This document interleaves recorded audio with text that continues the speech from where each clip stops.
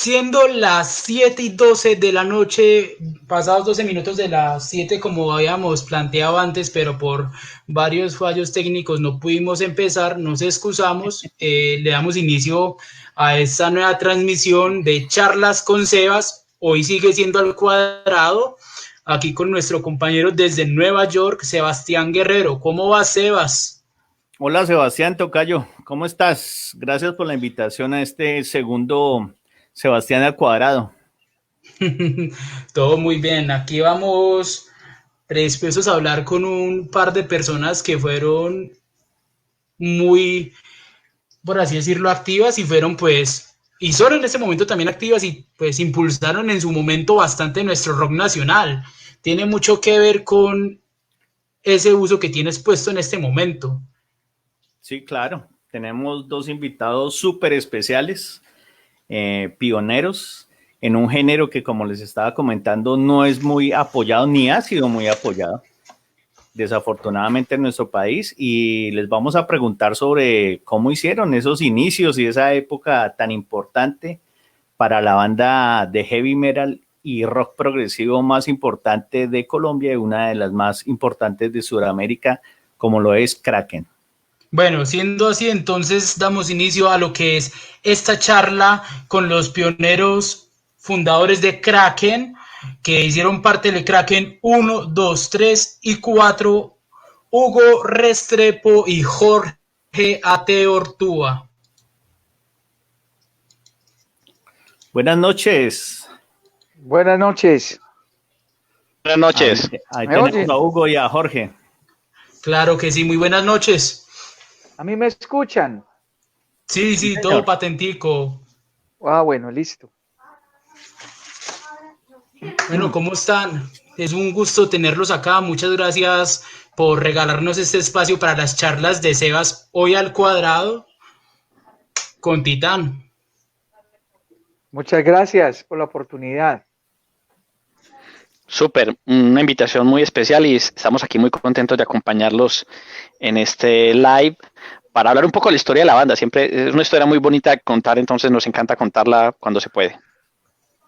Bueno, y para dar inicio y un poco antes de hablar sobre Kraken, quisiera que nos contaran a nosotros, los que no sabemos, a las nuevas generaciones de fans y a los que apenas se conectan con los dos invitados que tenemos esta noche, a Hugo Restrepo y a Jorge Adeortúa de Kraken. Eh, Cuéntenos cuál fue su primer contacto con el rock. O sea, cuál fue ese primer contacto. Fue que mi abuelita me regaló un CD de Ozzy Osbourne, fue que mi papá un día se le cayó el cassette de Iron Maiden en el carro y yo lo escuché. ¿Cómo fue ese primer contacto con el rock? Comencemos A con ver, quién Hugo. quiere comenzar. A ver, Hugo. En el caso mío fue con un disco de Kiss que llevó uno de mis hermanos. Ahí conocí la banda, pues a Kiss, y escuché el Alive 2. Ese fue mi primer contacto con el rock. El Alive 2. Ok. ¿Y Jorge? Eh, a mi papá le gustaba escuchar, digamos, autores de jazz.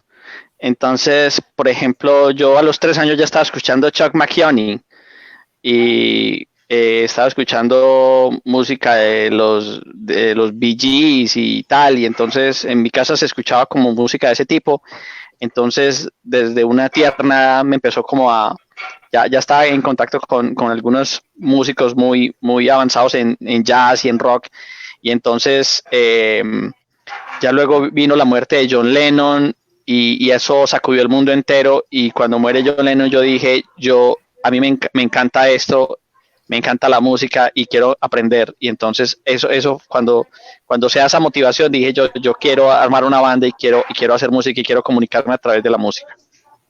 Ahí viene la como, segunda pregunta. como tal ¿Cómo que los entonces fue eso? llevó... Sí, sí, Dale, ¿cómo Sebas. fue eso? ¿Qué los llevó a tomar como tal la guitarra y el bajo respectivamente? Pues la guitarra por parte de mi papá, porque mi papá tocaba guitarra y él me enseñó los primeros acordes y ya luego Jorge me enseñó a leer cifrados de unos libros de los Beatles que él tenía y me enseñó pues a leer el cifrado americano y montamos, pues me aprendí como 2 o 3 canciones de los Beatles. And I Love Her. Me acuerdo. Sí, Mitchell, sí. Yesterday. O sea, ¿los dos eran guitarristas o cómo fue ahí en ese Sí. principio? Jorge Los dos tocaba tocaban. guitarra. Pero antes de eso, Hugo ya tocaba en Barón Rojo. ¿Cómo es esa historia de Barón Rojo? Yo la escuché una vez, pero cuéntenosla. Sí, por sí, favor. sí, sí. Era para yo poder entrar al grupo que Jorge había hecho con unos compañeros del colegio.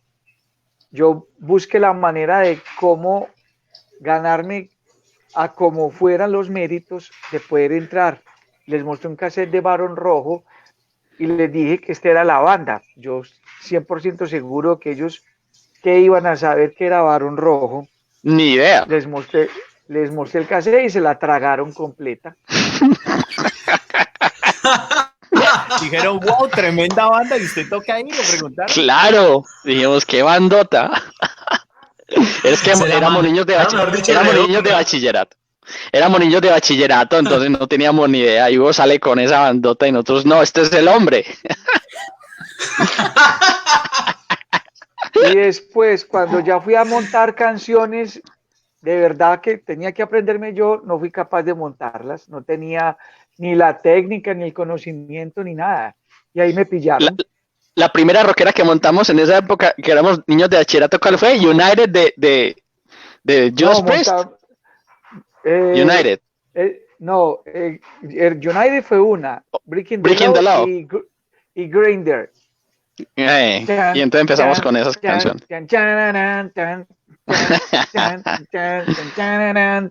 Ya. Bueno, Grindr de Judas Priest. Las 3 de Judas Priest, ¿no? Sí. En esos tiempos que no era nada difícil conseguir los instrumentos, ¿con qué instrumentos tocaban o cómo consiguieron esos primeros instrumentos, esas guitarras? Todo prestado de un amigo que los tenía todos, bajo, guitarra, piano y batería. Wow. Pablo Lema los tenía todos. Pero la primera guitarra de Hugo la hizo con sus propias manos. Cogió una guitarra acústica, la quebró, cogió el diapasón, le puso una caja de madera, le puso micrófonos y armó una guitarra, pues, digamos, muy hecha a mano, pero era una guitarra súper rockera, pues no, eso era un descreste, y ella era hecha a mano. Eso fue un gran mérito de Hugo, hizo su primera guitarra a mano. Y funcionaba. ¿Cómo la hiciste? Pregunta. Contanos. ¿Cómo es eso? ¿Cómo la hiciste? Pues no es Le fácil. quité el diapasón a la guitarra acústica, fui donde un carpintero y le hice la plantilla de la forma que la quería. Después fui al centro de Medellín, en un almacén donde sabía que vendían micrófonos electrónicos. Compré un micrófono, se lo pegué en la tabla, la pinté de negro y la armé. Es que una guitarra eléctrica es eso. Es una tabla con un diapasón. Con un micrófono. Lo que pasa es con un micrófono. Lo que pasa es que son bien acabadas y bien terminadas y bonitas, pues. La mía era más rudimentaria, más rústica. Vea el comentario que nos están dejando por ahí. Dice, no hagan eso en casa, guitarristas. Dice Winged Wolf. Oh, ese es Nando, el guitarrista de Vera, que lo subimos el viernes pasado aquí. Sí, pero cuando las personas ven una banda, digamos que ya tiene una trayectoria y tiene un trabajo, pues piensan, digamos que mágicamente uno siempre fue famoso, uno siempre tuvo todo y a uno siempre le fue bien, pero esa no es la verdad. La mayoría de las bandas pasan por unos momentos muy difíciles.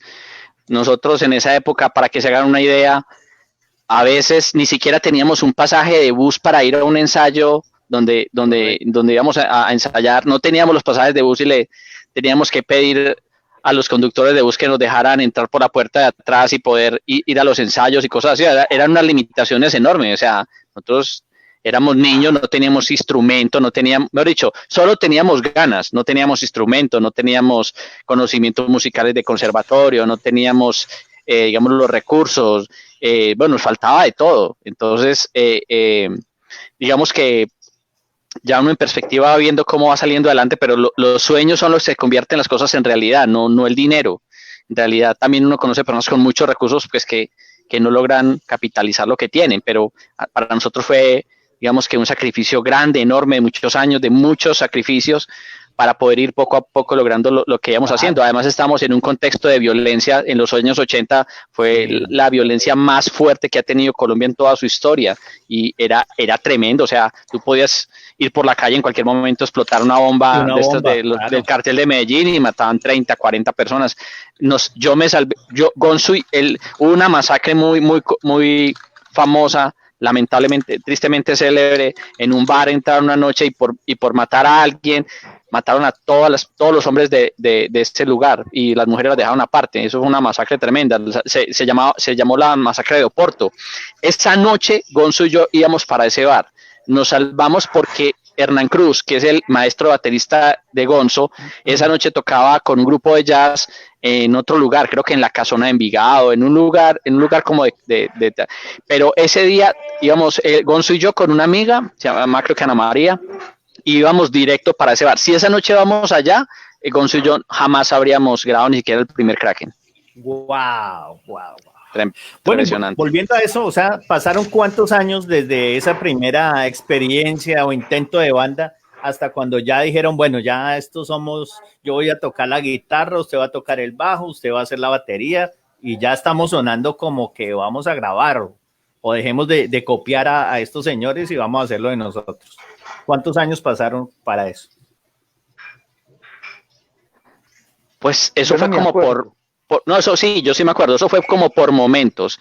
Por allá, digamos que yo conocí a Hugo por allá en el año 1981, 82.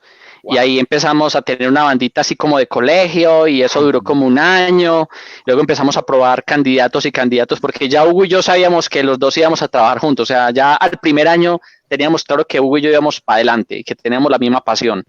Porque esto fue a punta de pasión y de ganas y de corazón. Y ya al año empezamos a encontramos a un músico que tenía muchos instrumentos y tal, entonces nos ayudó mucho porque nos prestaba bajo, nos prestaba guitarra, él tenía pianos, tenía batería, todo. Entonces era un muchacho muy talentoso que tenía, y además se había estudiado en conservatorio y tal, entonces su familia lo apoyaba y entonces teníamos de todos los instrumentos, ensayábamos allá, y entonces en esa fase ya fuimos avanzando hasta que ya llega Gonzo y ya ahí pasaron por ahí 2 años en total desde que nos conocimos Hugo y yo, 2 años larguitos, y ya ahí con Gonzo, ahí sí ya se definió que Gonzo, Hugo y yo íbamos a ser la base de la banda, o sea que ya íbamos a tener, digamos, como los que íbamos a crear el concepto, y ya está claro que Hugo iba a ser el guitarrista, yo el bajista, Gonzo pues baterista, porque desde que Gonzo arrancó es un baterista fenomenal, y entonces ya ahí empezamos a reclutar a los demás, luego de último llega Elkin, y luego para grabar el Kraken 1 llega Richie, y ahí ya quedamos los 5 originales de la banda. Eso me da paso a la siguiente pregunta, y es esta: ¿cómo fue ese primer contacto con Elkin Ramírez? Uy, Hugo lo cuenta muy bueno. Pero yo no me acuerdo bien. Claro, Hugo cuenta muy bien el ensayo en que Elkin fue invitado. Hugo cuenta muy bien esa historia. Sí. A ver, vamos, Hugo. A ver, eso creo que fue Jaime Tobón el que lo invitó. No, Jairo Álvarez. Jairo Álvarez lo invita. El que era que fue cantante. Que lo vio por allá en una taberna. Yo entiendo que fue Jairo Álvarez, que fue después manager nuestro y que cantó un par de semanas con nosotros. Y él dijo, no, yo no soy capaz de cantar más canciones de estas, llamemos a alguien que es amigo mío, y lo llevó. Jairo Álvarez lo invitó a un ensayo, así fue. ¿Cómo se llamaba esa banda de Elkin? Cripsy, claro. En esa época estaba en Cripsy, que ahí en Cripsy tocaba Richie Posada, ahí estaba el Richie tocando con ellos, una muy buena banda. Elkin fue a un ensayo, nos vio tocar y él manifestó que había conocido a los músicos con los que él iba a hacer historia, que era el día más feliz de él, porque había conocido a los músicos con que iba a hacer historia, y efectivamente hizo historia mejor dicho, predijo todo su futuro ahí en esas frases. Y fue exactamente lo que pasó. Claro, pero el día que Elkin llega a ese ensayo, estamos hablando de 1983, Hugo, sí. Sí. El día que llega Elkin a ese ensayo, ya llevamos, desde el día 1, Hugo y yo ya llevamos 3 años trabajando muy duro, muchas horas, mucho esfuerzo, y con Gonzo también los otros últimos 2 años, y ya en ese momento teníamos una banda tronando, o sea, era hermoso el sonido que habíamos sacado en ese momento, o sea, con lo que teníamos, ya era una banda que sonaba, pues imagínense, Elkin tocando en Cripsy con unos músicos muy buenos, y nosotros pues realmente que nos hicimos a punta de sudor y lágrimas, y esa banda tronaba hermoso. Entonces Elkin, yo escuché esto en una entrevista con Elkin hace muchos años y yo no sabía que había sido así. Cuando él dice, le preguntan a Elkin en una entrevista, ¿cuál fue el día más feliz de tu vida? Y él dijo, el día que fue un ensayo donde conocí a Gonzo, a Hugo y a Jorge, y ese día dije, esta va a ser la banda de mi vida, y así fue. Ok, ¿ustedes recuerdan cuáles canciones tocaron en ese ensayo? Sí. La de Flepper. ¿Cuál era la de Flepper? Wasted de The Flepper. Pero le tocamos a él esa, le tocamos Bass to the Wall de Accept. Balls to the Wall de Accept. Flash Rocking Men, The Number of the Beast. Y no más. Sí, tocamos como 5 o 6 canciones y Elkin quedó privado, dijo, wow, qué bandota, y le encantó. Entonces esa noche había como una especie de fiesta o de reunión después de ese ensayo, patrocinado por la persona que se convertiría en manager luego, este señor Jairo Álvarez, que fue quien invitó a Elkin. Y en esa noche, entonces Gonzo le dice a Hugo, anda a decirle a ese Elkin que si quiere cantar con nosotros, a ver qué dice. De pronto dice que sí. Gonzo muerto de la pena, como con un miedo. Decir, Hugo es el más atrevido de todos, el más lanzado. Entonces Hugo le dijo, yo sí le digo. Y fue y le dijo, contanos, Hugo, esa parte, ¿cómo fue? Eso fue, sí, en Envigado, en la casa de Jairo Álvarez. Jairo. Claro. Entonces yo le dije, vea, hermano, Elkin, usted no se puede perder la oportunidad de tocar con el guitarrista Barón Rojo primero que todo. Que era usted, por supuesto. Era yo. Pues que la gente no sabe. Los de Barón Rojo nunca se dieron cuenta de lo que se perdieron. Bueno. Pero Barón Rojo tiene un calvo. Sí. Oh, ya tienen una semejanza, ya hay algo. Claro. Relaciona ahí. El caso es que sí le dije a Elkin, y Elkin antes de decir sí, recuerdo que cantó Heaven and Hell como en la capela, siguiendo el disco. ¿Se acuerda, Jorge? Ave María. Puso Heaven and Hell y nos sentamos ahí. No. Yo le dije, deme 8 días que lo voy a pensar, y lo llamo Elkin. Yo lo llamo, no me llames, yo te llamo. No, mentiras. Eso sí fue mentiras. Inmediatamente se hizo la sinergia. Mejor dicho, ahí dijeron, él fue, casó. No, pero a mí se me ha olvidado ese episodio. Elkin cantando Heaven and Hell casi nos hace llorar de la emoción. Una cosa de loco. Esa voz de Elkin es una cosa monstruosa. O sea, nos hizo llorar con Heaven and Hell. Y también le gustaba cantar. Cuando ya se había tomado un par de roncitos y estábamos contentos, él se cantaba, me acuerdo mucho, canciones de Led Zeppelin. Entonces cantaba Stairway to Heaven o cantaba Perro Black Negro, Dog. Black Dog, y la verdad es que nos ponía a llorar de la emoción, una cosa de locos. O sea, el día que hagan la película biográfica de Kraken, esa escena de Elkin cantando Heaven and Hell tiene que estar ahí. Sí, claro. Heaven and Hell. Y marca el inicio de la legendaria alineación de Kraken. Usted Me sueño haciendo esa película. ¿En ese momento se llamaban Kraken o ese día no teníamos nombre? Se llamaron Kraken? No teníamos nombre. No teníamos nombre. Pero ahí. ¿Con qué nombre se presentaron la primera vez? Con Kraken. Siempre fue Kraken. Cuando le pusimos nombre, pues, pero primero no teníamos nombre. Simplemente éramos 4 músicos, pues, que nos unimos a montar un repertorio. 3 músicos y uno de ex Barón Rojo. Sí, un ex Barón Rojo, un ex fundador de Barón Rojo.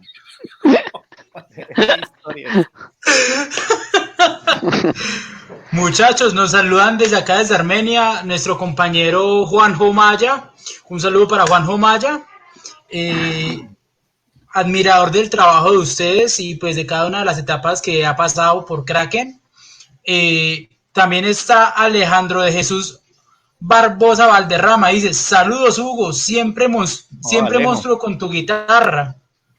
Saludos, Nuestro Alejo. querido amigo Daniel Valencia dice, epa, saludos, gran guitarrista de aquí de Armenia. Dice Alejandro, saludos Jorge, a él quien le encantaba Ronnie James Dio. También. Tocábamos muchísimo. Holy Diver. Holy Tocábamos Diver. Holy Diver con él. No, Elkin la cantaba increíble. O sea, Holy Diver a Elkin le sonaba de locos y las de Black Sabbath también.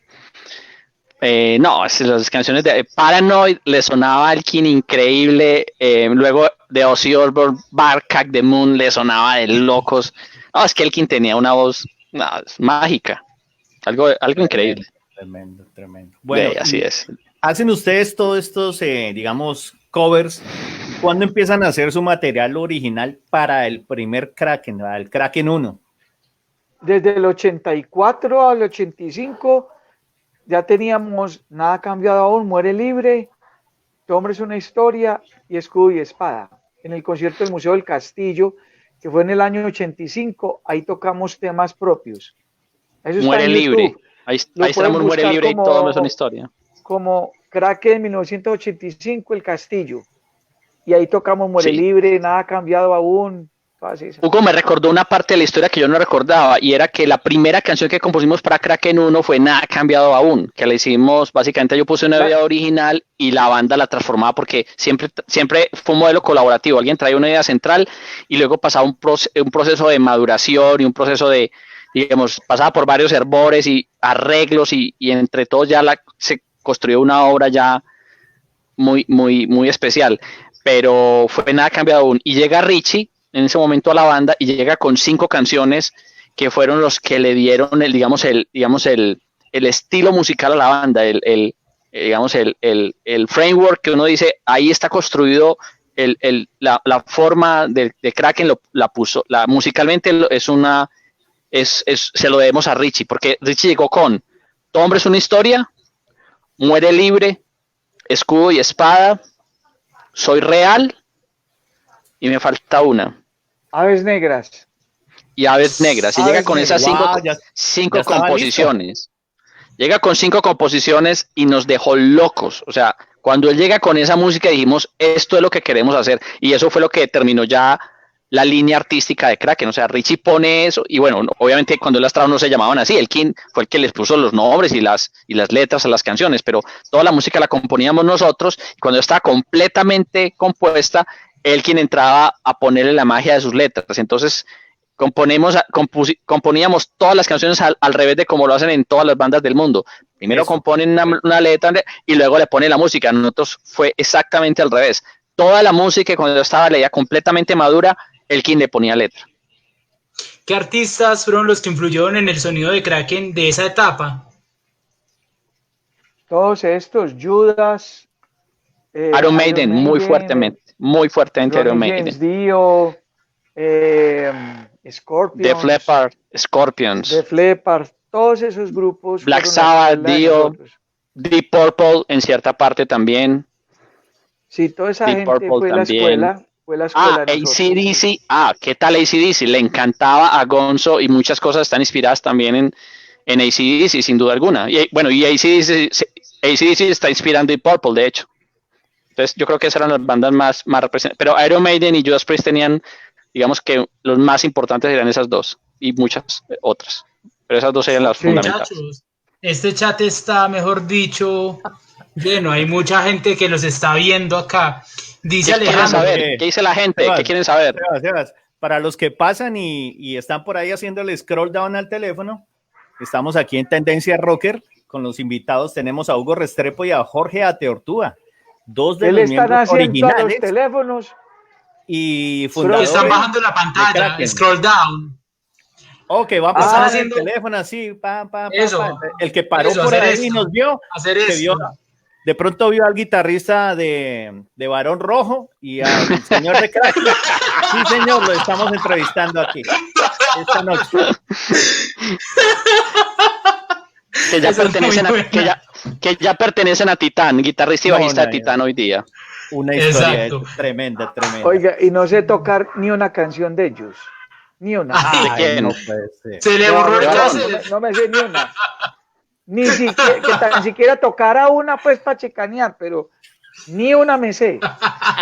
Yo recuerdo a Barón Rojo cuando vino a hacer un concierto en Medellín en la Plaza de Toros La Macarena, y lo que recuerdo es a los dos guitarristas y al bajista bailando como esa danza rusa, que es subiendo las piernas así, Polka. tocando y moviendo las piernas como la polka, y los tres tocando un riff y moviendo las piernas hacia arriba. Yo casi o sea, yo me moría de la risa, me pareció muy, muy genial.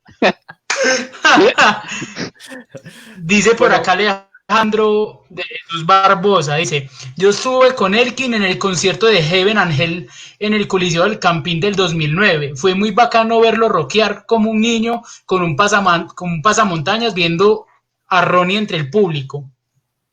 Aquí nos saluda mi compañero de Golpea en la Radio, pero que en este momento pues está trabajando allá en Medellín, Daniel López Delgado. Dice, saludos a todos los titanes. Pedro Pablo Arias, qué vozarrón eligieron y toda la banda, brutal.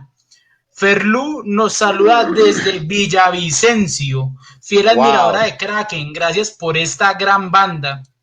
Nos saluda Juan Carlos Ángelo de Dara. Sí, Ángelo. Sí, Ángelo es muy activo en las redes de Titán. El celular que se me está descargando. Dale. Dice Ángelo es muy Ángelo, activo en las redes de Titán. Sí, dice Ángelo, la historia del rock nacional en este live. Oigan pues, un saludo para el viejo Ángelo. Qué bonito. Saludos. Nos saludan desde Cali, dice José Navarro. Hola Sebastián, amigos de Tendencia Rocker. Hoy somos Sebastián al cuadrado. Sí, señor. Así Aquí es. Aquí estamos. Un saludo para Iván, que está por ahí también. Dice Juanjo Maya que eran puros clásicos. Sí, claro. Los primeros conciertos de Kraken era, digamos, el 80% eran estos clásicos del rock, del heavy metal o del rock fuerte, y empezamos a tocar nuestras primeras canciones. Digamos, en ese concierto en el Museo del Castillo, pues empezamos a tocar Tom es una historia, Nada ha cambiado aún y Muere libre, Pare de contar, alguna cosa así, o de pronto Scooby Espada. Y entonces ya luego el repertorio fue migrando mitad covers, mitad nuestras canciones propias, y ya cuando lanzamos Kraken 1 dijimos, no, solamente canciones de nuestro Kraken 1, y ya pues con Kraken 2, entonces ya 100% quedamos solamente con nuestra música en los conciertos. Aunque todavía nos decía, había una de Metallica que le encantaba a la gente como nos sonaba y se llamaba Seek and Destroy. Entonces siempre que estábamos en un concierto, estábamos tocando, no sé, estábamos tocando Tom es una historia, la gente Seek and Destroy hasta muchos años después, y nosotros sí, Seek and Destroy. Entonces, bueno, Jorge, ¿cómo llegan ustedes a esa primera grabación? ¿Cuándo, digamos, firman esa grabación? ¿Cómo se hace esa producción? ¿En dónde la grabaron? Ya, esa producción del Kraken 1 gira en torno a un sencillo que se llama Tom es una historia, porque Tom es una historia, digamos que es, en realidad, digamos, la canción más famosa de Kraken yo diría que es Vestido de Cristal, sin duda alguna, Correcto. O Lenguaje de mi piel, pero el himno de Kraken en realidad puede ser Tom es una historia y Escudo y Espada. Entonces cuando terminamos de componer la música de Tom es una historia, nos parecía una canción sencilla pero muy poderosa. Elkin nos cantó, Elkin trabajaba en un estanquillo ahí en la 80, aquí en la calle 80 de Medellín, y entonces él en esa época estaba trabajando porque estaba sosteniendo un hijo que estaban haciendo, y entonces exacto, entonces entonces él detrás de una rejita ahí donde trabajaba pues como el vendedor del estanquillo. Yo creo que fue el único trabajo que tuvo en su vida, porque a Elkin le gustaba era ser artista y no trabajar en algo, pues, digamos, en un trabajo formal. Nos cantó nos puso una grabadorcita y nos empezó a cantar Tom es una historia. Estábamos Gonzo, Hugo y yo. Cuando nos cantó esa canción, Tom es una historia, con la letra, ya quedamos absolutamente fascinados. O sea, eso dijimos, esta es la canción que hay que grabar de primera, esta es la canción que le va a dar la fuerza al álbum, lo teníamos clarísimo. Y así fue, entonces hicimos varios demos de Tom vs. una historia en pequeños estudios de grabación, pero digamos, eran demos muy manuales como para poder mostrar la canción a una disquera. Entonces fuimos a Codiscos y Codiscos nos dice, tiene mucha madera, tiene mucho potencial, pero necesito que la pongan en una emisora y que 500 personas firmen que estarían dispuestos a apoyar a la banda. Entonces nos fuimos para una emisora, ¿cuál era? Radio Disco ZH se llamaba, creo que esa emisora, ¿cierto, Hugo? Radio Disco ZH, sí. Les dijimos, señores, tenemos esta canción, apóyennos. Y entonces, bueno, la primera vez que fuimos a una emisora, fuimos a otra, nos dijeron, no. Rock, ¿por qué están cantando en español? ¿A ustedes tienen fiebre? ¿Les pasa algo? ¿Están locos? No, ¿cómo que rock en español? Eso no se puede. Váyanse a tocar, toquen, monten una canción nos dijeron, de Prince, y vuelven y la traen aquí grabada, pero una canción de Prince para poderlo lanzar. Y nosotros, de Prince, pero esos tipos, ¿qué les pasa? ¿O al Prince? Bueno, nos fuimos y ya fuimos a Radio Disco y ahí sí nos dijeron, claro que sí, se la vamos a poner y vamos a conseguir las 500 firmas para que graben su disco. Y no salieron 500 firmas, salieron más de 2.000, ¿cierto, Hugo? Sí. Wow. Más de 2.000 firmas. Y entonces llevamos esas 2.000. Llevamos 2.000 firmas. Llevamos 2.000 firmas a Codiscos y nos dicen, listo, grabemos un sencillo antes de grabar el EP a ver cómo nos va. Entonces grabamos el primer sencillo, era Tom vs. una historia ¿con cuál otra, Hugo? Muere Libre. Con Muere Libre. Con Muere Libre. Entonces grabamos esas dos, pero ya en los estudios de Codiscos, la primera versión de Tom vs. una historia y Muere Libre. Esas versiones grabadas en Codiscos no fueron las versiones finales del álbum. O sea, fueron versiones previas, pero no fueron las finales. Y ahí sí... claro, en 45 revoluciones, en pasta, en vinilo. Claro, yo tengo acá yo tengo esos vinilos en 45 y se lanzó Tom es una historia y Muere Libre ya en la radio y eso empezó a subir, eso disparó digamos el reconocimiento de la banda, empezamos a dar conciertos, eso fue una locura. Y cuando íbamos en una tiendita de ropa, recuerdo en la Avenida Oriental, decíamos que íbamos a firmar autógrafos para vender ese 45 de Tom es una historia como Muere Libre. Eso eran filas en la calle, la gente quería tenerlo, entonces ahí Codiscos dijo, esto es una locura. Se vendieron 7.600 copias, me dijo Jairo Álvarez. Carlos Acosta. De ese primer sencillo. Primero. Entonces ahí dijeron, lancemos el segundo sencillo. Hugo, cuente la del segundo sencillo. Es igual, se vendieron el mismo número de copias y ahí sí el doctor Álvaro Arango firmó un contrato para el vicepresidente. Ya conocen, lo que ustedes ya conocen como el Kraken 1, que se grabó en las vacaciones de 1987, entre mayo y junio del 87. Pero ese segundo sencillo fue Escudo y Espada y Soy Real, ¿verdad? Sí.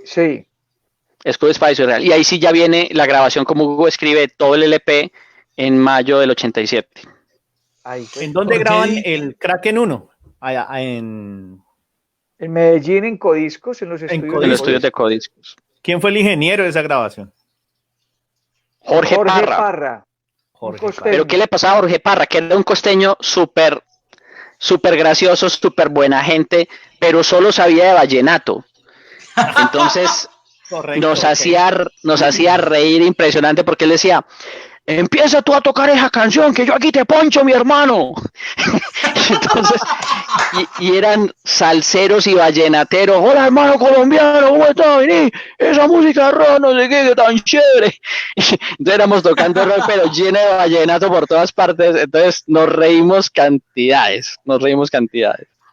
Y no había la tecnología para grabar eso. Por eso ese disco suena tan raro, porque no había, ellos no sabían grabar eso y nosotros menos.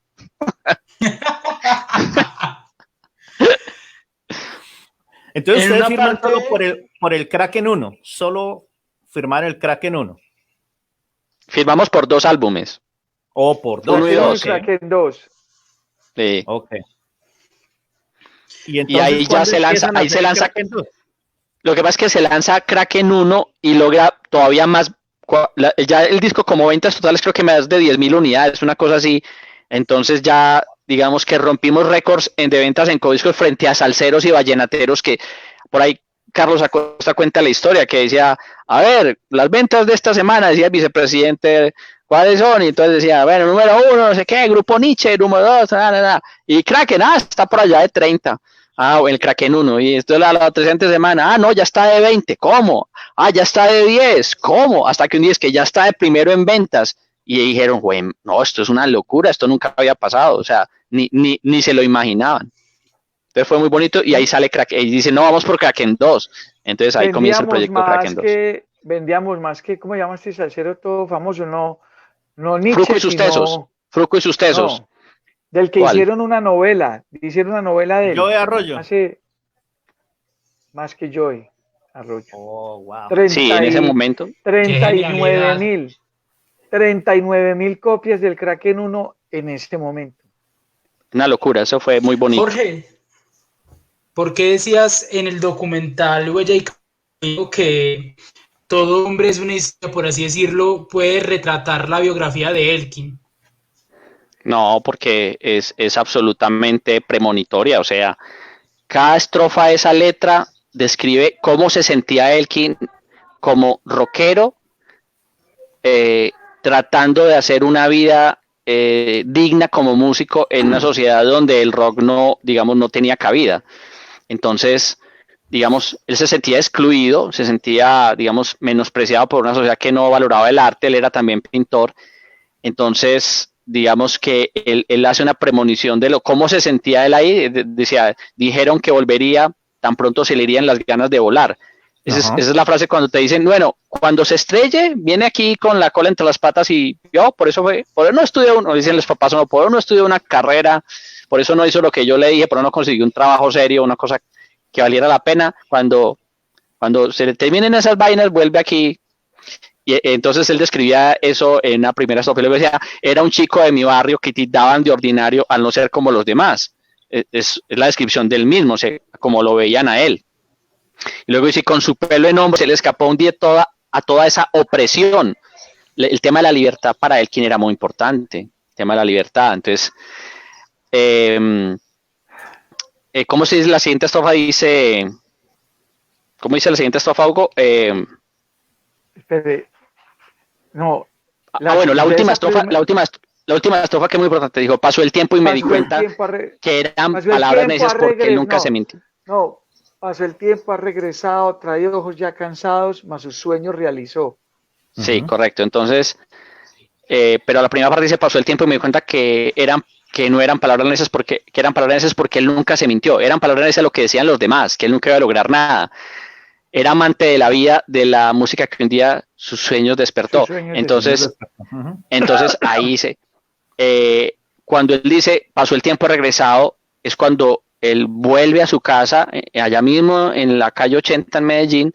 Él lamentablemente fallece, digamos, pasa sus últimos días ahí, y entonces es esa parte de la historia, pasó el tiempo regresado, trae ojos ya cansados, más sus sueños realizó. O sea, esa es la vida de él de principio a fin, o sea, es escalofriante. Predijo lo que iba a pasar en esa canción. Total. En la primera canción que compuso para la banda, ahí está contada la historia, desde que nació en la banda, o su vida como era rockero, hasta que al final fallece. Esa canción es impresionante, o sea, a mí me parece premonitoria. Una linda historia para los nuevos Me preguntan desde Bogotá, un abrazo para Flaminio Palencia, dice... ¿Cómo recuerdan la batalla de las bandas del sábado 23 de marzo del 85? Con mucha tristeza. ¿Qué pasó? Con mucha tristeza porque realmente era un festival de bandas para 8 bandas distintas de diferentes géneros, heavy, rock, no sé qué, ska o yo qué sé, ultra metal y muchos géneros de pop rock y cosas así.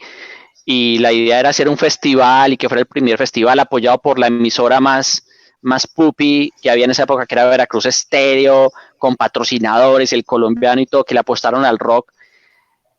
Y lo que sucedió es que el festival no se pudo hacer porque se desató una violencia tal, y era ya la violencia que vivía Medellín, o sea, no era una cosa de que es que el rock es violento, ¿no? En realidad era la violencia que había ya en las calles y lo que había desatado el narcotráfico, lo que había desatado, digamos, como todo este tema de la guerrilla, etcétera.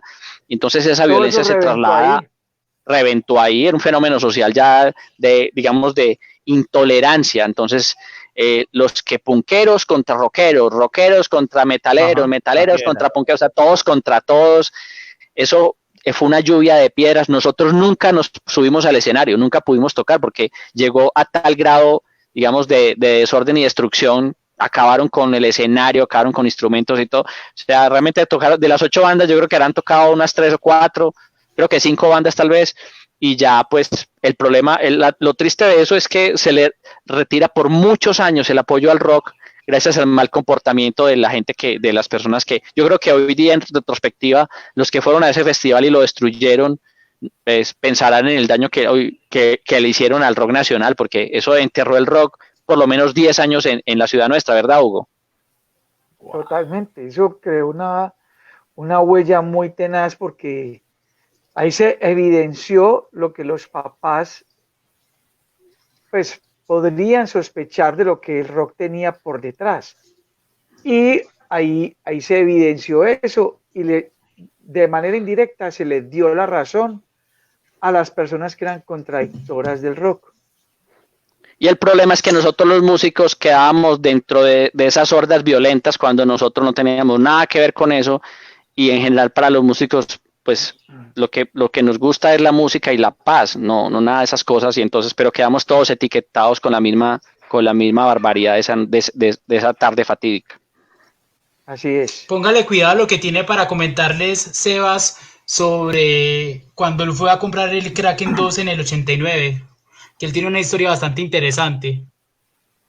Bueno, resulta que Kraken fue muy conocido en Medellín, pero luego se hizo famoso en Bogotá. Creo que es la segunda ciudad donde realmente estalla el fenómeno Kraken. Yo diría que Pereira, primero Pereira, Armenia y Manizales, y tercero Bogotá. Okay. Diría que yo creo que es el orden. ¿De acuerdo, Hugo? El eje cafetero. Sí. Así es. Ok, en Bogotá se vivió un fenómeno que lo viví yo. Yo en esos años vivía en Bogotá. Cuando suena la canción Vestido de Cristal, la ponen en la emisora de ese momento más conocida, que era 88.9. Claro, claro. Entonces allí suena la canción. Entonces a los que nos gustaba el rock, el metal, las power ballads en ese momento, que era lo que sonaba, White Snake, Def Leppard. White Snake. Buenísimo. Okay. Sí. Entonces sonó la canción allá y a mí me gustó, y a varios muchachos, oye, ¿escuchó esa canción que pusieron ahí? Sí, que una banda de Medellín. Sí, canta muy bien esa muchacha. Esos eran los primeros comentarios. Y todo el mundo, yo me acuerdo, los de mi generación, estábamos convencidos de que quien cantaba esa canción era una mujer. Hasta es que la tesitura era muy alta, por la tesitura tan alta. Era una voz que uno decía, eso no es un tipo potente. Pero potente arriba y potente abajo, eso casi no existe, eso no nacen dos en la humanidad muy seguidos, así. Correcto, hasta que después descubrimos por medio de la misma información que era Elkin. Y nosotros, wow, qué voz de tipo. Entonces, imagínense. Se confundieron con eso. Y creció, esa canción se hizo muy famosa en Bogotá. Después nos anunciaron a los que íbamos en ese momento en Bogotá. Perdón, una anécdota. En esa época, cuando lanzamos Vestido de Cristal, nos invitaron a una teletón con Carlos Vives. Y Carlos Vives en esa época cantaba baladas. ¿Se acuerdan? Sí, correcto. Entonces Carlos Vives cantaba baladas y en un escenario compartimos tarima en una teletón o algo así.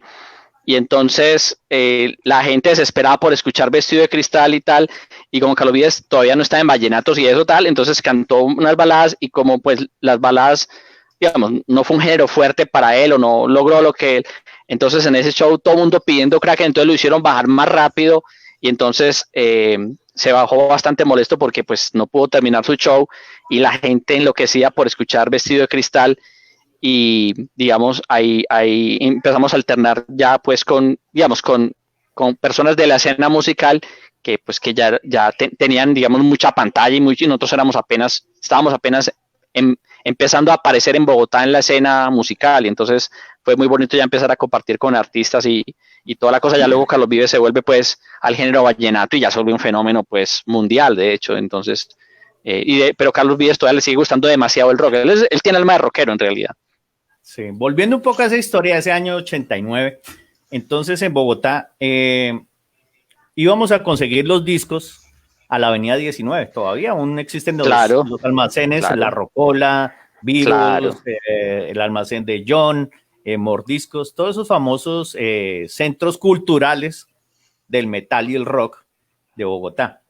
Ajá. Yo recuerdo que yo fui a La Rocola a pagar mi bono por el disco Kraken 2. No me diga más, véalo ahí. Este es el primer tiraje de Codiscos. Sí. Que venía con el flyer y las letras. Claro, la separata con las letras, ahí están, claro.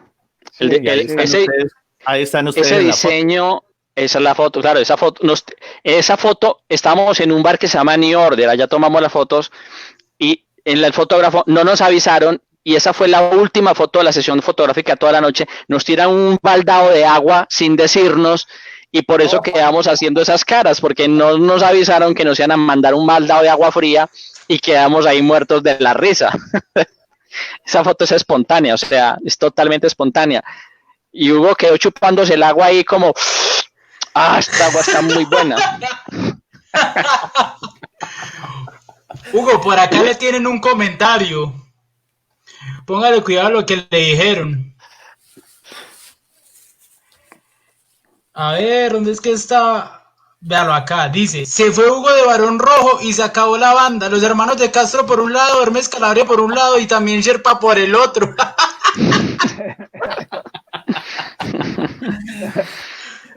Bueno, de esa época, ustedes son la primer banda de rock colombiano que se presenta en el Show de las Estrellas de Jorge Barón, que era un programa muy esperado por la familia colombiana para ver a los artistas de moda.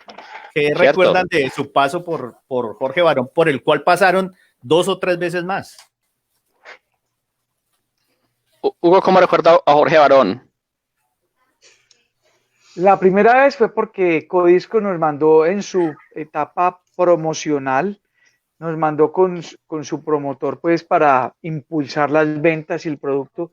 Era como lo que se hacía, nos hospedaron en el Hotel Presidente, por allá en la 7ª con la 20, creo, en Bogotá. Y en Codisco, en el programa Jorge Barón, se tocaron varias canciones de ese Kraken 1 y él nos hacía como las preguntas que él consideraba que eran como relevantes porque ese no era el género que él manejaba. Él no era muy conocedor del rock. Él se tuvo que datear un poquito antes de hablar con nosotros porque él obviamente me imagino que la casa disquera le pagó para que estuviéramos ahí. Eso no fue porque él nos invitó, porque vengan, que qué rico. Entonces fue esa primera etapa promocional. Pero nos trató con mucho respeto y con mucha atención porque era la primera banda de rock que invitaba colombiana. Entonces a él sí le llamó muchísimo la atención, nos trató con mucho, a Elkin se le veía la admiración por Elkin en particular, creo que por Gonzo también, por sus baterías, nos miraba de una manera muy respetuosa, es muy serio, pero digamos que fue una buena energía con él y nos invitó otras 2 o 3 veces más. Una muy buena experiencia. Los estudios quedan ahí al frente de Unicentro, ahí en la... Correcto, en el edificio de Jorge Barón. En el edificio de Jorge Barón, y entonces la gente llenaron el estudio y la gente, la verdad, súper entregada al show, como si estuviéramos tocando en vivo, porque claro, era con pistas, ¿no? Pero era teníamos playback. Los instrumentos, era un playback, pero la gente enloquecía como si la estuviéramos tocando, digamos, en vivo totalmente, y fue una muy bonita experiencia. Ahí nos dimos cuenta del cariño que nos había tomado ya el público bogotano. Muy bonitas experiencias, esas giras promocionales. Vea ese comentario, cuando no da la patadita de la buena suerte. A mi prima, la del comentario. No les dio la patadita, en ese tiempo no la daba, ¿verdad? En esa época no daba patada, no tenía ese cuento, pero sí decía, con los artistas nacionales e internacionales, y nosotros nos moríamos de la risa. Esa fue una época muy bonita para Kraken, o yo la recuerdo muy especialmente porque para nosotros como rockeros tener una banda de hard rock en ese momento, interpretando la música que a uno le gustaba y poder adquirir sus discos, y pues en ese tiempo no habían camisetas o algo así, pero ya tener el disco y saber que estaban por ahí rondando y que quizás iban a tocar en vivo en algún día, pues era muy, muy emocionante para nosotros. Esa primera no. de fans. Y eso, y en Unicentro, en una discotienda hicimos la firma de autógrafos de ese Kraken 2, y eso eran filas y filas y filas de gente toda una tarde entera, desde las 3 o 4 que llegábamos hasta las 10 de la noche, no sé qué, y la gente súper cariñosa. No, eso era una experiencia, eso jamás lo voy a olvidar. Hugo, ¿cómo sentías eso? Hugo, te están pidiendo que cuentes una anécdota, dice Juanjo Maya, dice, bueno, que nos cuente Hugo una anécdota, que está muy callado. El hombre es atento. No, es que no sé qué anécdota contar, cuál contara, no sé. Con entusiasmo, dice ahí Alejandro, alguna con entusiasmo. En esa época ustedes se sentían ya rockstar o decían, no, hoy estamos haciendo algo pues tremendo con el calor. Lo que pasa es que nosotros nunca tuvimos esa orientación de decir, tenemos una banda de rock para llenarnos de mujeres y de vicios. O sea, esa nunca fue la orientación de la banda. A Elkin no le gustaba esa onda como de, digamos, como las bandas de glam estadounidenses que llegan en una limusina con muchas mujeres y tirando whisky hacia los lados. O sea, esa onda era cero para Elkin y para nosotros también. Nosotros éramos chicos universitarios y muchachos demasiado sanos. Entonces, lo que a nosotros nos apasionaba era el arte y poder hacer esa poesía que Elkin transmitía en sus canciones. Entonces, esa no era como la idea, pero nunca yo creo que nunca en general nos creíamos que éramos estrellas o cosas así. Eso nunca pasó. Tal vez con el tiempo y a lo largo ya Elkin ya se volvió una figura, digamos que mundial en el tema del rock, y Elkin tal vez sí logró ya volverse un rockstar, digamos, a nivel mundial cuando ya pasan los años y él sigue en su carrera tantos años. Pero nosotros durante los 5 álbumes que estuve yo jamás tuvimos ni actitud ni ínfulas de ser star rockers o ese tipo de cosas, para nada. Y una anécdota para Hugo fue cuando se le rompieron los pantalones en un concierto en vivo. Esa sí no la puede contar Hugo. ¿Cómo así? Sí, ahí gozaron todas. ¿En dónde fue? Pero se rompieron de lado a lado. Se rompió de lado a lado. En Manizales, ¿en dónde? en la Plaza Toros de Manizales. Así es. Que uno usaba unos jeans muy ajustados y yo me abría mucho de piernas, las estiraba mucho hacia los lados. Mucho. Y en esa apertura de piernas se rompió el pantalón en el centro. Todo, y hasta atrás. Se salió toda mi nobleza. Toda la mercancía. Toda mi nobleza, y el concierto apenas iba en la mitad y yo no sabía cómo taparme con la guitarra. Yo solo empecé a ver que se hacían mujeres a ese lado. Y a mirar.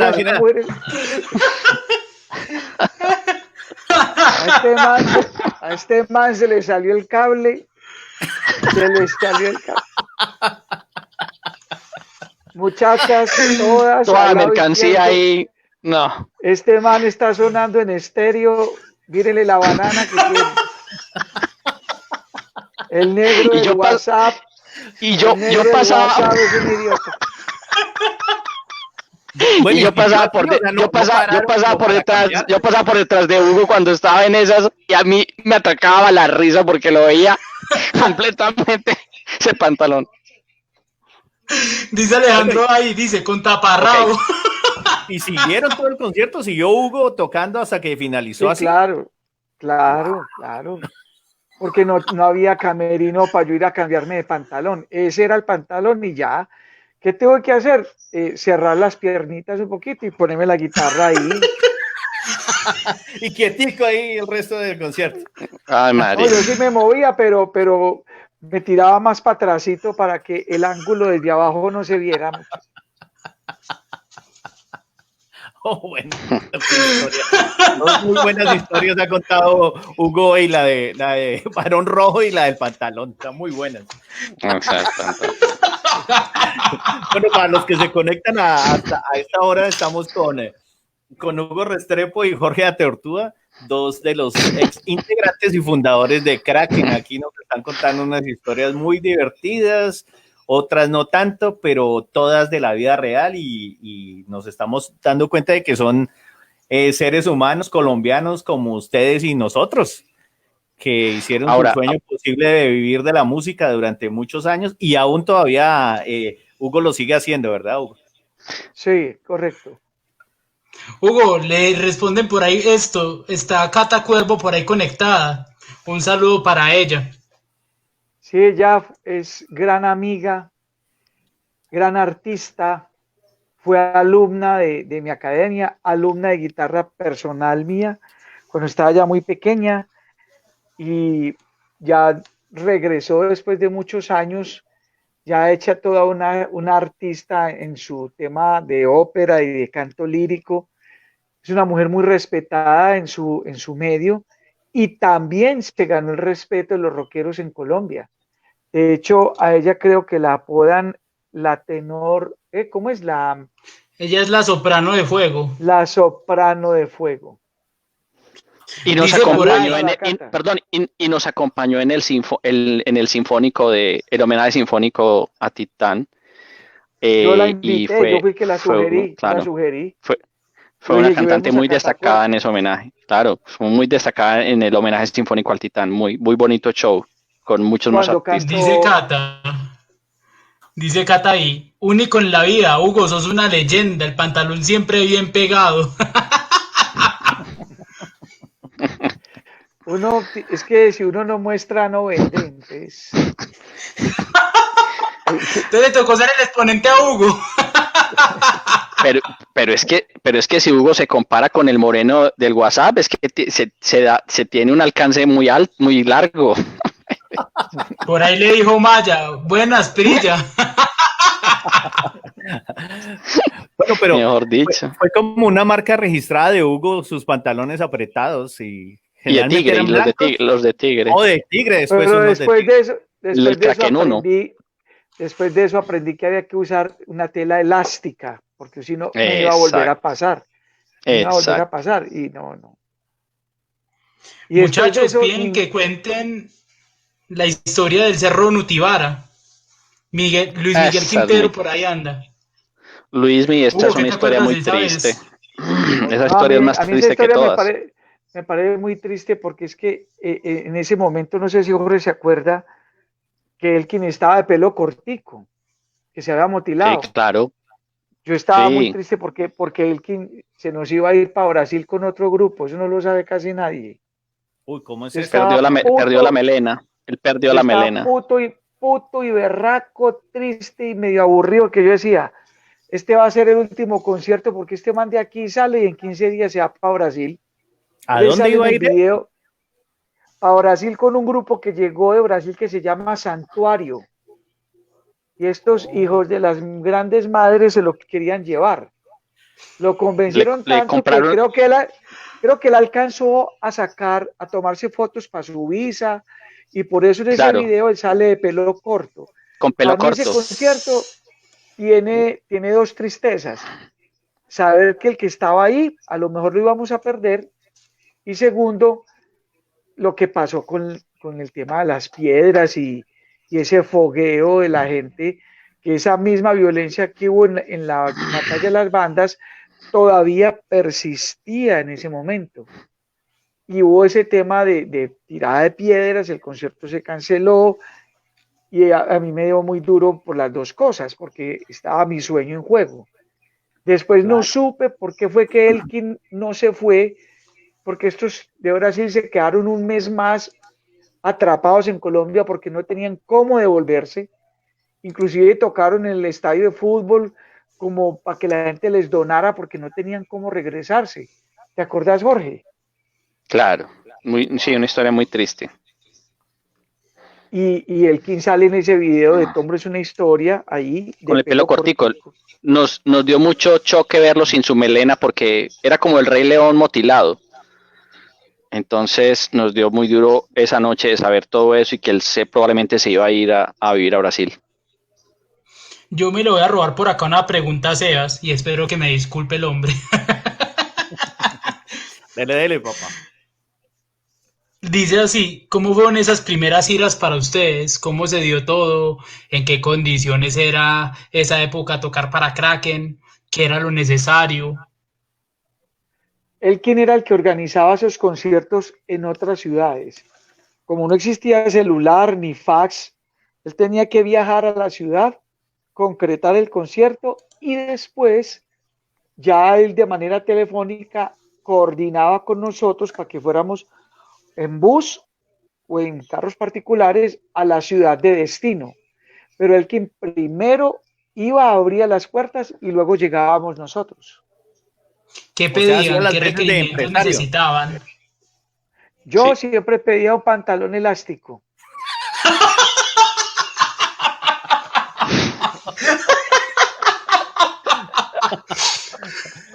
Pero ustedes no eran de pedir cerveza, comida, fruta, un lugar decente No, para no. dormir, descansar. Hugo pedía un Nada. pantalón de No, recambio. A eso nosotros era nos muy daba pena. sencillito, eran No, unas y nos condiciones daba muy pena. básicas. No, y nos daba pena sentirnos como si fuéramos gran cosa. Pues a nosotros nos daba como pena exigir qué o qué. Sí, Nosotros pedíamos era es verdad. tener agua o gaseosa, un sándwich y ya. No era. Sí, Y un todo era sitio muy donde artesanal, dormir. es que no Después habían... del- No pedíamos Sí, ni mujeres sabiendo que iban a ser bien recompensadas, no, ni siquiera eso pedíamos. Pero llegaban porque tenían que llegar. Sin ser invitadas llegaban, ¿verdad? A veces. Bueno, eran unas condiciones muy básicas. Viajábamos en un camioncito 300 o 600 con los equipos, o un bus donde se alquilaba un bus entero para llevar a todo el equipo de trabajo y toda la cosa. Los pagos eran muy poquiticos o prácticamente, digamos que no nos pagaban nada por los conciertos porque no había de dónde. Se pagaban todos los costos de sonido, luces, no sé qué. No quedó plata. Y muchos años fue así, o sea, prácticamente nosotros vivíamos, digamos, yo no sé, como del aire, como vivíamos del sueño, pero en realidad pues Del espíritu. Pero del espíritu. A mí me pasó que decían que la fama embellecía, a nosotros no nos pasó eso, seguimos igual de feos. Por eso es que nos fue más con las mujeres. La fama no nos embelleció. A mí no me pasó. Pues. No, sí, no, yo les decía que al principio cuando empezamos la banda nos decían los amigos del barrio, no, pero una banda de rock, pero si no tienen instrumentos, no tienen plata, no tienen nada, ni siquiera son bonitos. Ni pelo largo tenían. Ni pelo largo, nada. Yo Sí, cuando tuve pelo, sí, tuve pelo largo. Me atrasé como en 4 cuotas y me lo quitaron. Bueno, tocaba que una de las imágenes que recordamos de esos primeros videos que se pueden ver en YouTube, pues es Hugo con su pantalón blanco o su pantalón de rayas de tigre, como dice Jorge, y su guitarra blanca, que es un símbolo suyo. Esa guitarra, ¿dónde está Hugo? Me la robaron. No. Esa guitarra se la robaron. Bueno, primero, ¿cómo la consiguió? ¿Cómo la consiguió usted? La trajo Jorge en un viaje que tuvo a Nueva York. Entonces todos los compañeros aprovechamos para que vea, tráiganos un platillo, tráiganos el cerebro para la batería de Gonzo, que era unos triggers, unos sensores que se usaban en esa época, un amplificador Marshall para mí y la Charvel. Y Jorge trajo el bajo de él. Jorge Juan Cartase allá. Yo no les Mejor dicho, le dijeron, nada. Tráiganse. Yo no les digo, tráiganse el ensayadero. Yo no les hubiera traído nada a estos hijuemadres desagradecidos, no les hubiera traído nada. Consígase su guitarra como pueda. Y Jorge pues a incomodarse allá, trajo el bajo de él, un Charvel rojo vino tinto, mi guitarra blanca, un Marshall de 80 vatios, unas cosas para Gonzo, y ahí fue donde empezamos como a conseguir un poquito como de instrumentos para sonar mejor en vivo. Sí, bueno, mi mamá en esa época vivía en Nueva York, entonces tuve la posibilidad de que ella me ayudó para viajar allá y ir a Samas Music y a Guitar Center y prácticamente para comprar esos instrumentos hicimos préstamos, colectas, vendimos boletas, hicimos una colecta con boletas, con de todo para poder recoger, para poder comprar esos primeros instrumentos que ya eran ya instrumentos más profesionales. Claro. Quedamos endeudados por años. Yo quedé endeudado por años. Ya. Por el bajo. Por todo lo que traje. Ayudándonos entre todos. Yo rifé el pantalón roto y fue todo un éxito. Conseguí mucha plata con eso. Oiga, no. Bueno, ¿y cuándo se pierde la guitarra, Hugo? ¿Cómo así que se perdió? En un trasteo. Se perdió después del Kraken 3, porque yo logré grabar con el Kraken 3 con esa guitarra. Eso fue después de llegar de Venezuela, eso fue por esa época. En un descuidito me la robaron. ¡Wow! Qué triste. Sí. ¿Y qué guitarra compraste desde entonces? En ese momento, ¿qué guitarra compraste? Después tuve una Yamaha YG1221 que se la vendí a Cata Cuervo. Cata Cuervo quedó con ella, mi alumna, ella me la compró. Una guitarra moradita, creo que ella me la compró, sí. Después tuve una Ibanez S Series, que son así delgaditas. Son muy delgaditas el cuerpo. Muy, ¿Algún día le hizo reclamos Cata? No. No. ¿Reclamos de qué? De la guitarra, ¿nunca le hizo reclamos? No, porque la guitarra estaba perfecta, la YG 1221, que era como color violeta, morada, se le veían las vetas de la madera, 24 trastes. Yamaha no la volvió a sacar inclusive. No volvió a sacar esa serie. Allá en Medellín, ¿qué guitarra es esa, Hugo? Esa guitarra era de Jorge Mate Ortúa, era de Jorge. Era una guitarra Gibson Les Paul remanufacturada por Sears, una cadena de almacenes que remanufacturaba de Gibson, les hacía una serie de Gibson Les Paul, se les vendía a ellos, pero no la vendía con ninguna marca, simplemente la vendían en los almacenes de Sears. Si era una Gibson Les Paul, originalmente era como un color morado, muy bonita. Yo la tuve un tiempo y entonces ya se la vendo a Hugo y Hugo la tuvo muchos años, le quitó ese color, la puso blanca, le puso sus símbolos de insignia, que son unas rayas negras que él siempre le pone en las guitarras. Y fue una guitarra que dio dos rayas negras, y siempre esa guitarra dio mucha leña, mucho tiempo. Pues apenas la donó hace poquito al Hard Rock Café. Con esa se grabó el Kraken 1, con esa guitarra. Sí, tenía muy buen sonido. Uf. Sí. Okay. Era muy responsable la guitarra. Uf, bastante. Y después de tantos años de girar, de rodar, de ir para arriba, para abajo, llega el momento de la despedida, que para cada uno fue diferente. ¿Cómo fue para Hugo ese momento de la salida de Kraken? Yo empecé a tirar para atrás cuando Gonzo le toca abandonar la banda por problemas de seguridad con su familia. Él le toca abandonar la banda e irse de la ciudad y después del país. Wow. Entonces ellos terminaron exiliados, claro. Terminaron exiliados por razones de seguridad, y entonces gravemente afectados tuvieron que salir. De hecho, ellos se exiliaron en un país extranjero para poder, salir de una amenaza de violencia que tenían. Bueno, entonces, hay que contarles por ahí que tenemos una sorpresa en este momento para Hugo, pero va a entrar en un rato cuando ustedes acaben de responder esto. Sí, Bueno, entonces, cuando hay gente que dice que alguien abandonó la banda o no sé qué, pues es una injusticia con Gonzo decir que él salió exiliado del país por medidas de seguridad y decir que él abandonó la banda. El que dice eso es una bellacada, perdónenme que yo diga esto, porque es una bellacada decir no, eso, por pues. eso Y cada uno, pasó, eso, pero perdón, Jorge, eso empezó a pasar cuando Elkin fallece y nosotros como de buena onda queríamos volver a reunirnos para tocar la música de Elkin y la que hicimos con Elkin para darle como permanencia a la obra que hicimos con él. Y se nos viene un montón de gente que ustedes, unos traidores, abandonaron al Titán.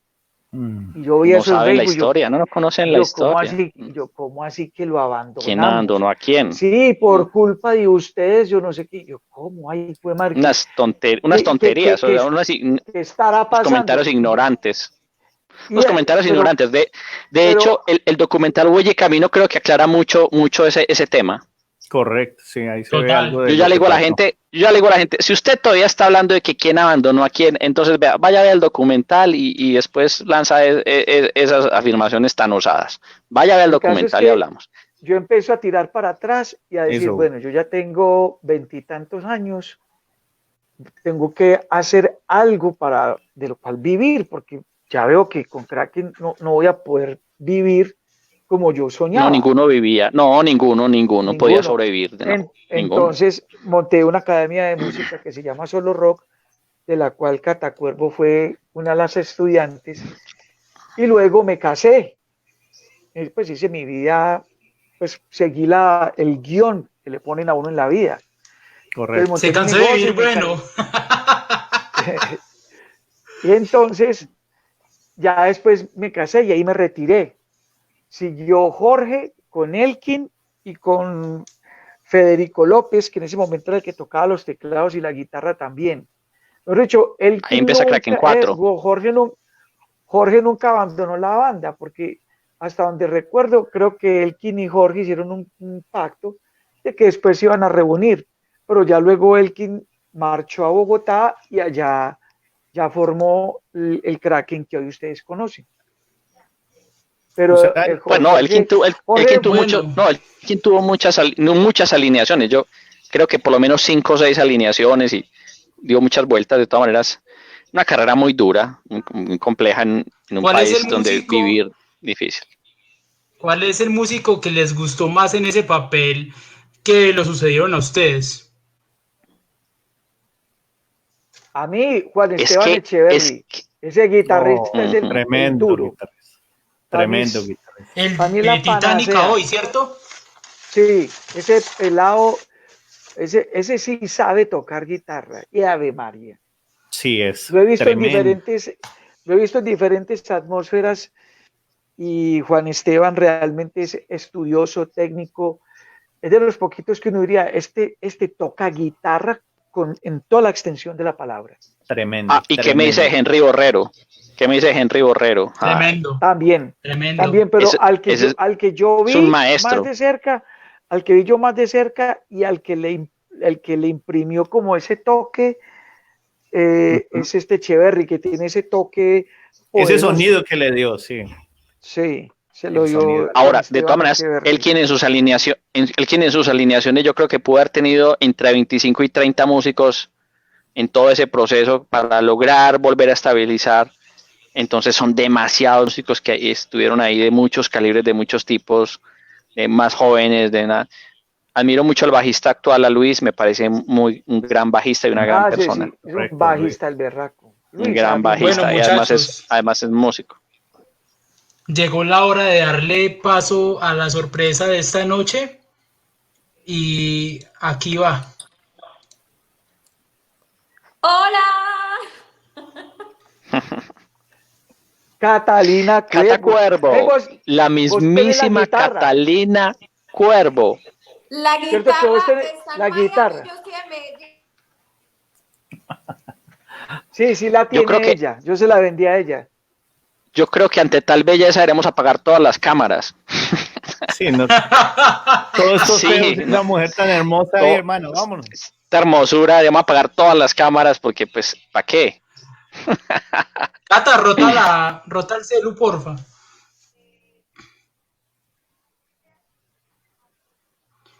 Bueno, cuando yo le... sigue, porfa, otra vez. Así Ahí. está bien. Ahí. Cuando yo le comenté a Hugo esta tarde que había una sorpresa, Hugo se alcanzó a asustar. No, no sé en qué habrá pensado, pero le dije, no, no se asuste, es algo que yo sé que va a ser, le va a gustar, que es de No, cariño para usted, obviamente. que de pronto salía alguien por ahí con un hijo de 13 o de 20 años. Vea, usted me dejó este muchacho y nunca vio por él. No, vea. Yo estoy aquí para hablar específicamente de lo agradecida que yo estoy con mi profe Hugo, porque yo le debo a él muchísimo. Y yo, pues, quiero también decirte, profe, que tú has hecho cosas de las que el día que te mueras de 120 años vas a estar súper, pues, orgulloso como lo es Kraken, Titán, pero hay una labor muy hermosa y quiero exaltar la labor de todos los profesores de música por todo Colombia y en mi caso mi profe que es Hugo, que es quien me dio esas alas para volar. Yo más o menos a los 14, 15 años ya sabía que quería vivir de la música y yo lo hablé con él teniendo 14 o 15 años y él vino a mi casa. Bueno, ya cuando él vino a mi casa tenía ya yo como 16 años y vino a hablar con mis papás a decirles, yo sé que Cata quiere vivir de la música, ella le gusta esto, ella sirve para esta vaina, ustedes apóyenla, ayúdenla para ella poder lograr esos sueños porque yo creo en ella completamente. Y fue Hugo quien habló con mis papás para ayudarme, apoyarme a poderme ir del país a Y eso estudiar cambia música. tu vida. Eso cambió mi vida Claro.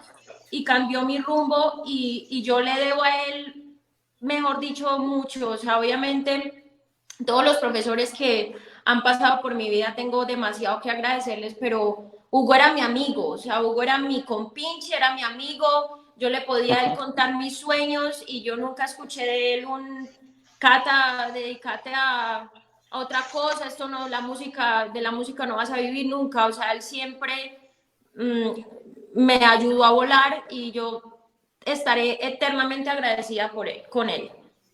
Tan Para eso hermosa vine. Cata. Cata, Tan hermosa Cata. cómo fue esa Muchas gracias. experiencia? Me siento orgulloso. Cuéntanos, Muy orgulloso. cuéntanos cómo fue esa experiencia del tributo sinfónico al Titán. Les voy a comentar algo antes de que Cata responda. Eso fue algo muy chistoso, porque yo por esos días andaba en Medellín, ya que Bumburi iba a estar ahí presentándose en la ciudad. Me di cuenta de que ustedes iban a estar haciendo este tributo y dije yo, ¿cómo me voy a quedar por fuera? Estuve un rato en uno y después me fui al otro. Eso fue, me vine para acá, venía como con las dos cosas como lleno.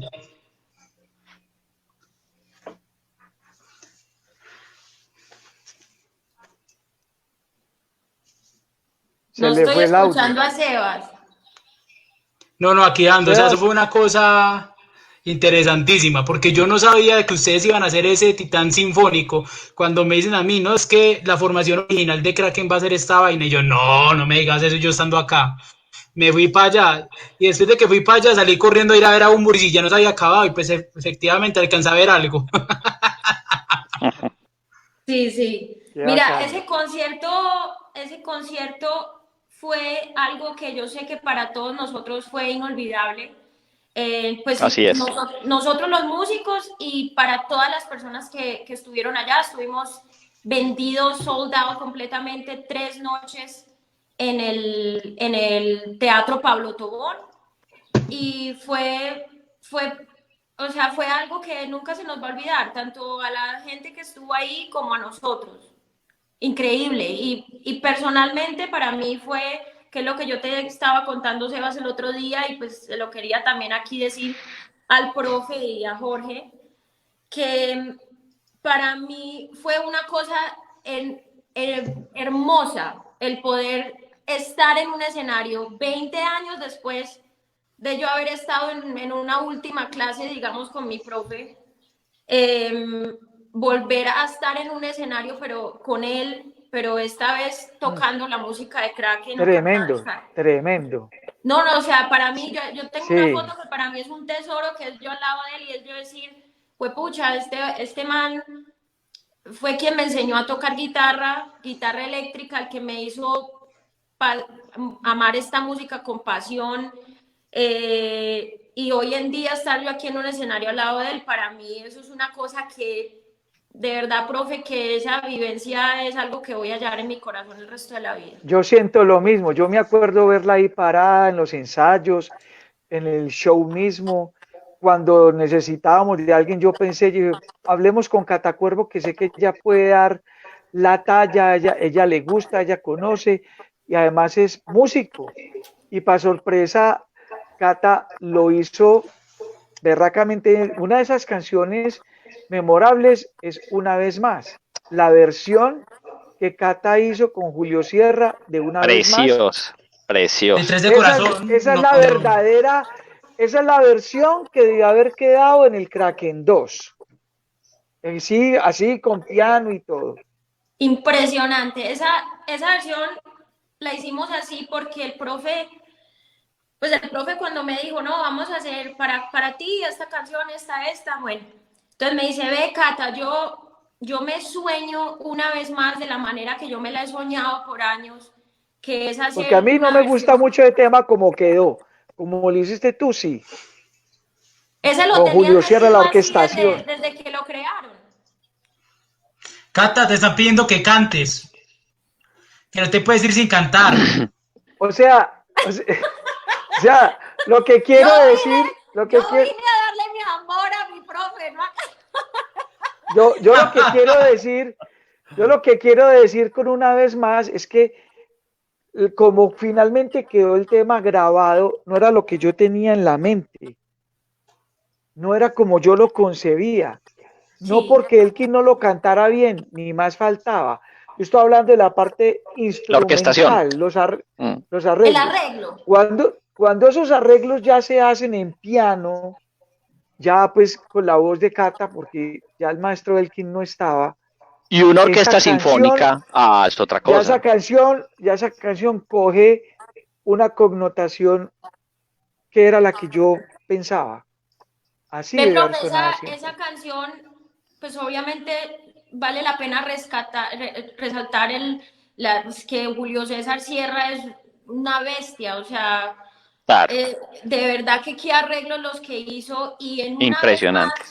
Una vez más él cogió esa idea que pues venía originalmente del profe y de ahí yo le dije que fuera una cosa acústica, piano, voz y Julio hizo un arreglo que es, o sea, eso es una cosa de locos. Yo digo que Elkin se hubiera muerto de la felicidad de escucharlo y cantarlo. Y a lo mejor haya una manera de hacerlo digitalmente, no sé, pero realmente una obra maestra. Es una cosa hermosa. Y todas las noches cuando lo cantaba yo, pues, y lo hacíamos, yo sentía, el público era en silencio, pero una cosa, o sea, mejor dicho, silencio total. Así es. Y todo el mundo precioso, era llorando. Precioso. No, qué cosa. Y la iluminación. Yo en esa canción lloré cuando vi a Cata cantando esa canción con ese sentimiento. Esa canción era para uno ponerse a llorar. Creo que fue la parte de atrás del escenario y Gonzo y Hugo también estaban llorando conmigo. Eso fue muy bonito. Yo no sé cómo yo no lloraba también. Porque... No, tenaz. Yo les recomiendo que vayan al canal de Titán en YouTube. Se llama Titán Rock. Y ahí está todo ese homenaje sinfónico en video, en Full HD, la hora y media que dura, completa, hora y 40 dura, para que vean esa canción una vez más. Y otra que quiero que vean con Cata es Lágrimas de Fuego, que es una canción... Sí, pero especialmente Lágrimas de Fuego, que Cata hizo una versión preciosa para el sinfónico, con Lágrimas de Fuego, una canción que nos encanta, Hugo, y a mí en particular. Esas dos canciones, Cata hizo un trabajo precioso, o sea, vale la pena ir y ver el recital completo para ver esas dos canciones en vivo. No, y es muy importante que la gente, pues, a los que no son músicos, cuando escuchen esa versión de Lágrimas de Fuego, sepan que eso no fue cambiado de tonalidad a una tonalidad de soprano o a una tonalidad, pues, como para mi voz. Es importante rescatar y saber que así la cantaba Elkin. Tal cual. O sea, En cuando esa ustedes tonalidad. la escuchen, claro, ustedes cuando la escuchen la van a escuchar altísima y en realidad así la cantaba Elkin. O sea, eso muestra demasiado esa capacidad vocal tan impresionante que tenía el maestro. O sea, de verdad, increíble y difícil. Una canción Muy. durísima y obviamente para mi voz, pues que yo soy soprano y cantarla por allá, pues fácil, ¿no? Pero para un hombre, o sea, eso es una súper obra maestra y difícil para cualquier cantante. Cata, No, eso fue tremendo. Muchísimas gracias por pegar Qué el linda, saludito, por estar aquí con nosotros. Qué linda sorpresa, Cata, verte y saber que estás cerquita de mi casa y no podernos ver. Tan cerca, pero tan lejos. Cata, el cantazo antes de irte, pues, Cata. Un cantazo corto. No me habían dicho, ay, María. A ver, no tenía planeado eso. No, ahora me sale a media voz. Después se busca en el videito. Cata. ¿Cómo es que empieza? ¿Cuál? Llueve miedo en mi interior. Sí. No, es que estoy con la cabeza en otro universo. Un otoño en flor, que sentir, resplandece en contraluz. A ver. Llueve miedo en mi interior, un otoño en flor, que sentir, resplandece en contraluz y con inmensa luz vuelve a mí la soledad. Lo sé. Ya. Bravo. Cata, muchas gracias. Un beso para todos. Un abrazote gigante, Cata. Muchas gracias por haberme invitado y darles la sorpresa al profe, Jorge. Muy linda los adoro, la sorpresa. Los quiero y muchos éxitos con Titán. Saben que yo soy la fan número 1. Gracias, Katica. Te cuidas mucho. Y a mi esposo Cristian, si está por ahí, que me está preguntando que si mando. Ahí está. Sí, manda una foto de la guitarra, por favor, de la morada para todos. También te habían retado a que tocaras algo de Kraken, imagínate, te retaron a que tocaras algo de Kraken con ella después. Cata, Esto es todo un performance. Cata, esa guitarra ya no la volvió a sacar Yamaha. Está descontinuada. No, es que yo la tengo guardada para la plata que le voy a sacar.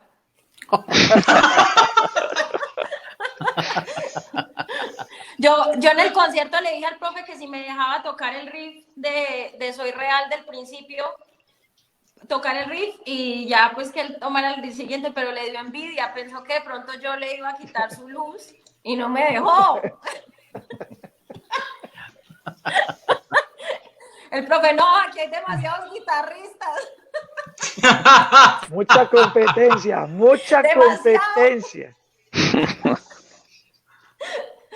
Sí. Bueno, yo también le quiero agradecer a Sebas y a todos por la entrevista. Muchísimas gracias. Llevamos hora y media. Yo creo que ya tenemos a la gente fundida. Muy bonita la experiencia con ustedes y contarles pues estas anécdotas, pero lo de Cata pues fue genial y poder compartir con ella este ratico muy lindo. Cata, pues no, te apreciamos mucho y pues sabes que estás para siempre estás con Titán y con nosotros. Los adoro. Bueno, Cata, sabes que eres mi orgullo, me lleno la boca diciendo que soy tu amigo, me lleno la boca considerando todo lo que hemos vivido en esta historia de la música.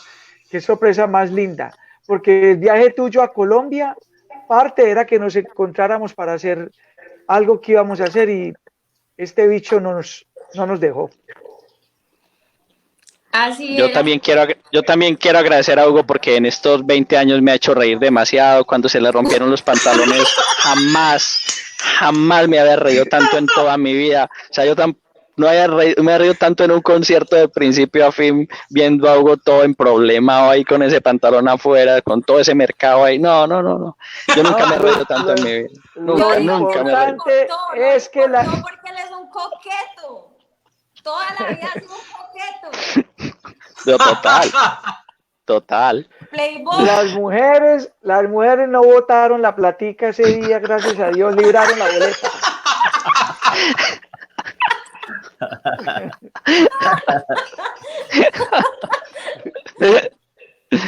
No, súper. Muchísimas gracias a todos. Hasta pronto. Gracias, Cata, gracias. Chao, Chao. Cata. Hasta Te luego, quiero muchas mucho. gracias por Chao, todo. muchachos. Que estén Chao, bien. chicos. Chao. Gracias por acompañarnos. Chao a todos. Feliz noche Titán. a ustedes. Titán. ¿Cómo Chao. aparecen en redes? ¿Cómo aparecen en redes para que lo sigan? Titanrock.co. Titanrock.co. La última pregunta. Titanrock.co. En Entonces, Facebook, La última en pregunta, Instagram, Jorge. Facebook, Instagram y YouTube. En Instagram, Facebook y YouTube, titanrock.co. Y en la página web, el website también es www.titanrock.co. En todas. Última pregunta, Jorge. ¿Qué se viene para Titán? Obviamente cuando todo esto se acabe. ¿Música propia, un álbum, más conciertos? Sí, no, ya empezamos a componer. Ya tenemos 3 canciones en maqueta, en boceto. Estamos trabajando sobre ellas muy activamente. Y la idea es empezar a presentar de 2 canciones hasta tener, un álbum completo. Y digamos que ese es un objetivo importante. No lo estamos tomando con afán ni nada, simplemente queremos hacer un buen trabajo y hacerlo pues con honestidad y seguir, tocando nuestras canciones originales de los Kraken 1, 2, 3 y 4 principalmente, con la banda actual y pues deleitar a las personas con el sonido original tal cual fueron grabadas. O sea, la idea es, nosotros en esos, tenemos como un gran respeto por nuestro trabajo y no son versiones, son las canciones tal cual originales. Está Hugo Restrepo en las guitarras, como lo vieron, está Gonzo Vázquez, también fundador en la batería, está Pedro Pablo Arias, que ya ha demostrado pues una potencia en la voz muy, muy especial. Además es maestro de batería, es un gran baterista y en el último concierto con Gonzo hicieron un solo juntos de un solo de baterías, los 2 bateristas al tiempo, de locos. Está John Cuervo, que está en los teclados, es un gran músico. Y finalmente, pues como bajista, yo que también soy fundador de la banda y que estuve hasta Kraken 5 acompañando todo el proyecto musical. Mil gracias, Jorge, por todo. Realmente fue muy grato estar con ustedes esta hora y media y ojalá nos volvamos a encontrar en el futuro. Claro que sí, hasta pronto, una feliz noche. Felicidades, muchas gracias a todos por escucharnos. Hasta luego. Chao.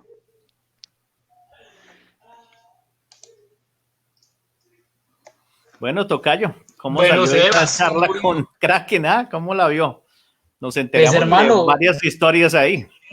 Yo no pensaba que me fuera a reír tanto. Le digo la verdad, estuvo muy buena esta historia, pero hay que contarle a la gente que esto no acaba acá, que se vienen bastantes cosas interesantes. Traemos el jueves para ustedes desde Medellín también. Últimamente Medellín nos está dando mucho, al igual que Bogotá. Estaremos aquí con el señor Alex Oquendo a las 5:30 de la tarde, así que los esperamos muy activos para escuchar todo lo que ha sido la historia de esta leyenda llamada Masacre. La leyenda del metal extremo, no solo en Colombia, sino en toda Latinoamérica. Alex Oquendo, el jueves aquí en charlas con Sebastián al Cuadrado, porque también estaré acompañando a Sebastián el jueves. ¿Qué tenemos el viernes? Hermano, yo creo que eso es ya de localidad suya. Bien, pues anúncielos. Bueno, el viernes tenemos otra banda revelación con una gran fanaticada y un gran futuro. Tenemos a la banda Hellfish, una banda muy querida en Bogotá. Esperamos tenerlos a todos, a Diego, a Foco y a toda la gente de Hellfish, a nuestros amigos para que nos sintonicen. Y el sábado también tenemos otra sorpresa desde Bogotá. Una de las leyendas del death metal, los Tres Solén, con David a la cabeza y planeamos tener también a Cristian, el guitarrista. Así que lo que se viene jueves, viernes y sábado, Masacre, Hellfish y Tres Y el Soles. domingo.